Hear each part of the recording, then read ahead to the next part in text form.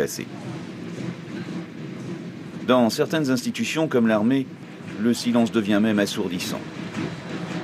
Nous sommes au cœur d'une des plus prestigieuses écoles militaires françaises, le Prytanée national installé près du Mans. Ici débute la formation de la future élite militaire du pays.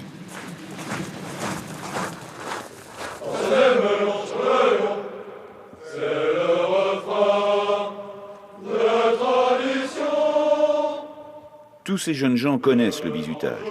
Aucun d'entre eux ne témoignera, car ici parler, c'est renoncer à sa carrière. La direction de l'école est lucide, elle essaie tant bien que mal d'éviter les dérapages. Les traditions, c'est important et nous les contrôlons. Nous autorisons un certain nombre d'actions d'intégration et nous les contrôlons sévèrement. Donc tous les débordements qui ont pu avoir lieu éventuellement au Prytanée, maintenant, Écoutez, je ne vous dirai pas qu'il ne s'en passera pas parce que ce serait vaniteux de ma part, mais le contrôle que nous effectuons permet de s'assurer du mieux possible qu'il n'y aura pas de débordement.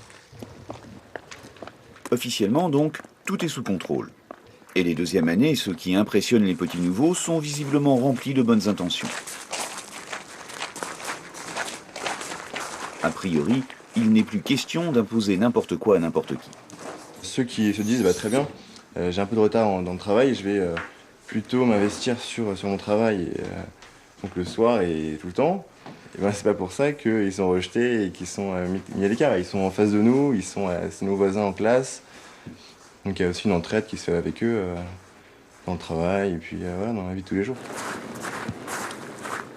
Mais derrière les apparences, quelle est donc la réalité? Dans les rangs, le silence règne et tout le monde marche du même pas. Pour connaître la face cachée, nous avons dû retrouver une ancienne élève du Prytanée. Alice, nous l'appellerons ainsi, a quitté récemment l'école. Elle n'a pas voulu cautionner certaines pratiques de bizutage.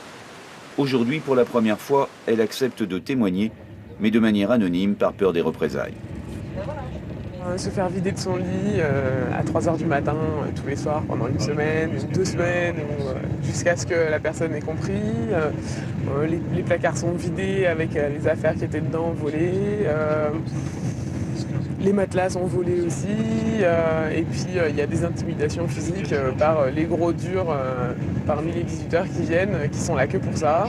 Les élèves savent que le bizutage c'est interdit, mais ils ne se sentent pas concernés par la loi, comme beaucoup de choses. La loi est faite pour les autres et pas pour eux. Donc eux, ils considèrent que le bizutage c'est une tradition, qu'on ne peut pas leur enlever leur tradition, que quelqu'un qui n'a pas été bizuté n'est pas vraiment digne de rentrer à l'armée. Donc ils continuent à faire le bizutage. C'est le passage obligatoire. Coups et violences, intimidation et humiliation, c'est paraît-il la tradition. Évidemment, c'est formellement interdit par le règlement intérieur. Pourtant, chaque année ou presque, la prestigieuse école défraie la chronique. Et rares sont les victimes qui acceptent de témoigner.